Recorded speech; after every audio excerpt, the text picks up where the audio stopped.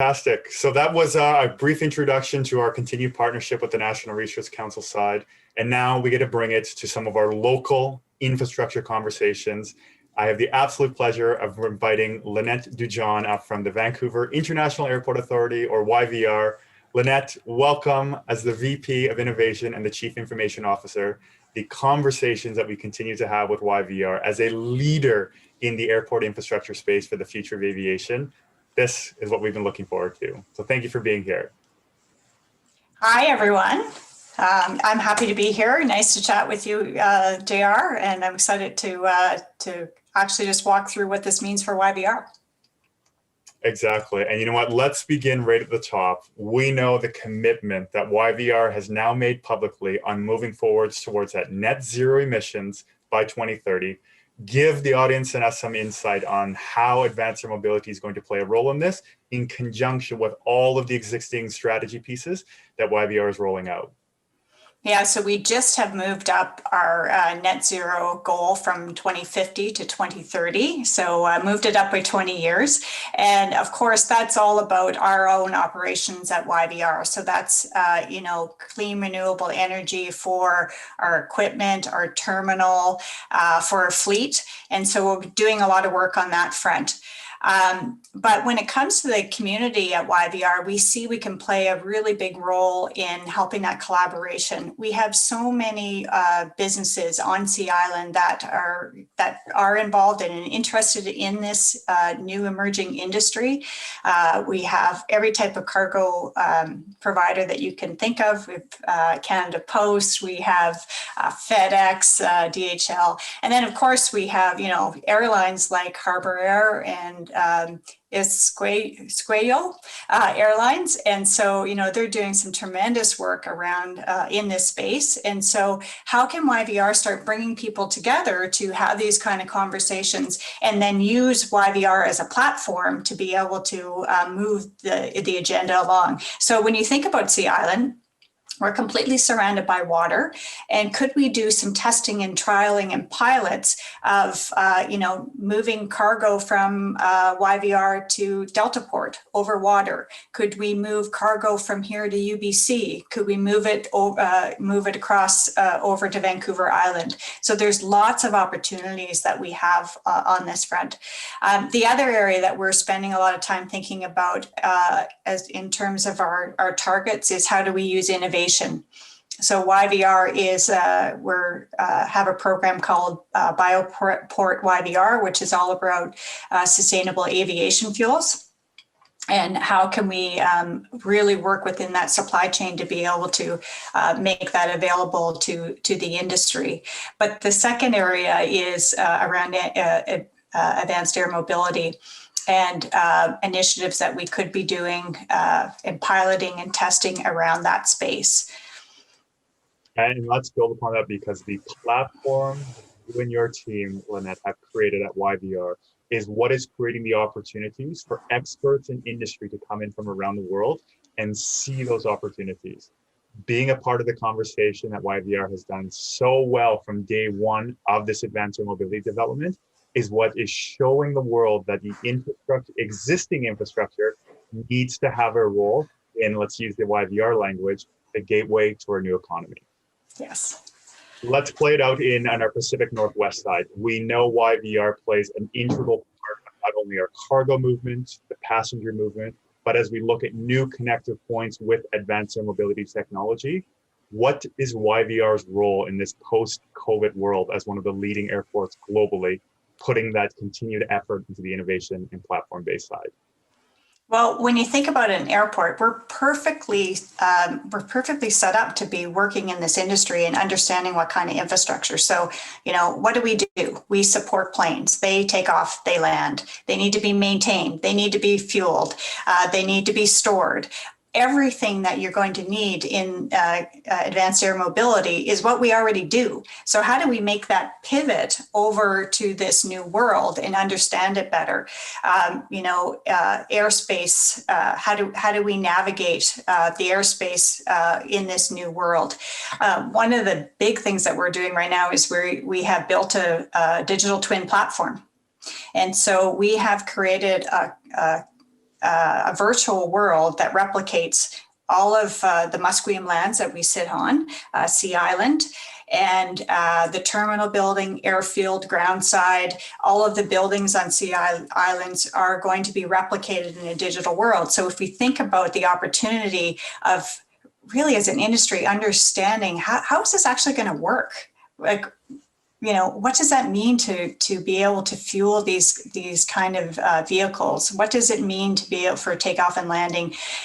Being able to model that and do R&D work on a digital twin, I think is super powerful for everyone. So us having that platform, I think, will provide a lot of capabilities to this industry, and we're really open to having conversations about what that would look like. Exactly. And, you know, you build upon the digital twin side, Lynette, as well.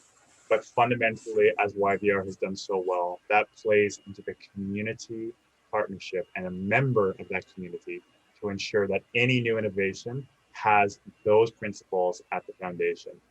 Give us some insight on, you know, the existing work here in the Metro Vancouver area, but also in British Columbia, how YVR continues to play a role as that community member in the advanced mobility space moving forward. Well, we've just launched our Innovation Hub at YVR, and that is the whole concept of the Innovation Hub, is to leverage YVR as a platform for innovation. So we are a living lab. Everything you want to test, you want to trial, do it here. And you can either do it in the physical world or you can do it in the virtual world. The role of the Innovation Hub is not only to solve problems for YVR, but it's to solve problems for our industry in general. How do we connect the local tech community within our region? They have tremendous solutions, and we have problems. I think we're gonna actually get some T-shirts that say "We are your problem," because we're able to provide those use cases out to that industry to say, "Help us figure this out." That will help that whole all the tech community to be able to grow, whether they're startups, whether they're scaling, or also big tech has a role to play in this. And bringing all those parties together through the Innovation Hub is a role that we can play that I think is quite unique and isn't being done anywhere else. The other thing that we can do, and it comes back to some of the programs that you're talking about, is that we don't want to build an Innovation Hub and then go, how could we have an Indigenous lens on it? I sit on the relationship committee for the YVR Musqueam Sustainability and Friendship Agreement, and that is reconciliation in action. And so we want to make sure that we are using this opportunity for training and development. How do we use our lands? When you think about free trade zones or how movement and cargo, I mean, Indigenous people have been trading since the beginning of time. So, you know, who better to be working with on these types of initiatives? We also want to have diversity and inclusion part of how we do this. Accessibility, being able to model how, accessibility needs are brought into this space, and we understand that as we going forward. So the Innovation Hub has a very large role of helping that collaboration, creating the right conversations, and doing it in the right way that I think will really help the planet and help from a diversity perspective and economically. That's it. And you know, you talk about as well the cargo aspect. Anything that has become present in COVID is the importance of this new, rapidly developing business model that is helping not only airports recover from the COVID side, but expanding upon the aviation industry that we know advanced air mobility will help play a role in for some of those remote connections, as well as bringing a community sense back together. Can you share a little bit about that, the development on the cargo industry, specifically with YVR's involvement? Yeah, so as I said earlier, we have every major cargo provider is located at Sea Island. A lot of our cargo traffic actually is truck to truck. And we don't really understand it all that well in terms from a data perspective, but what role could we play from a climate to understand what is the footprint of cargo on Sea Island? So one of the things that we really think is exciting about a potential modeling on the digital twin is to be able to understand how, to be able to get down to a very granular level to understand how much GHGs are being emitted by package or by passenger, and then help us model out how could we make that better and improve it, because there's a lot of waste in the process. You know, something if it arrives by air, the custom agents, the border agents don't know when it's coming. They don't know what's in there. There's a truck probably waiting to load it and take it somewhere else, or it gets gets moved around to be dropped off. So all of that stuff is a tremendous amount of waste in there. And so how could we model that out and then overlay what could be the benefits of advanced air mobility in solving those problems that we have? That's it. And this is where we'll put that another aspect of the industry. Those are the problems that are coming direct from the airport authorities themselves. So let's make sure that that's noted for the group. As we slide from the corporate side, Lynette, into the more personal questions, give us and the audience some insight. What is the role that you see airports playing in the future of this advanced air mobility side? I think, I'm a big proponent of trialing and testing and moving, doing something. The whole concept of innovation is not about having an idea. An idea is of no value unless it's been adopted and used and scaled. And so we can take this time to start thinking about how can we start trialing and testing and learning. As part of the learning, we can talk and we can talk and we can talk, but until you actually do something, that's where real learning happens. And so I think the airport can play a role of getting those little microscoped initiatives that we can trial and we can test, and with the virtual world that we have, we can do it at relatively low cost and just see, okay, what makes sense to go next, and how do we, what makes sense to go after that, and then what do we learn and iterate? It's the whole agile concept. So I think that, to me, that's the role that the airport can play in. Beautiful. And personally on yourself, we look forward 12 months in the future. What are you most excited about for this developing industry in the Canadian context?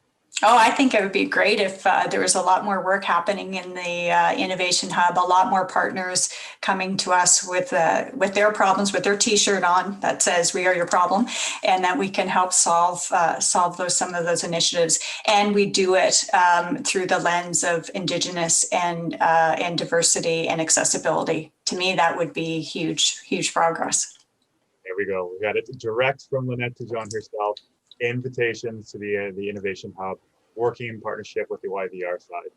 And Lynette, just as we bring it to the top, for our audience here today, what is the best way for the audience to connect with YVR and discover more about the opportunities?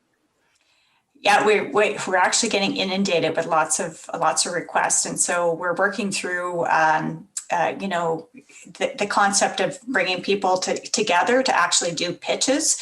We've been doing a lot of one-on-ones, but it's taking quite a bit of time. So you're going to see that we're going to set up some sessions that we can bring people together and then start talking about different ways that we can collaborate on these initiatives. So stay tuned for that. And just to build upon as well, the incredible social media team at YVR, from the LinkedIn, Twitter, and Instagram accounts, continue to give insight to these strategies rolling out live at the YVR Sea Island Airport Authority side. So please make sure you have the opportunity to follow them, a foundational partner for the future of aviation here in Canada.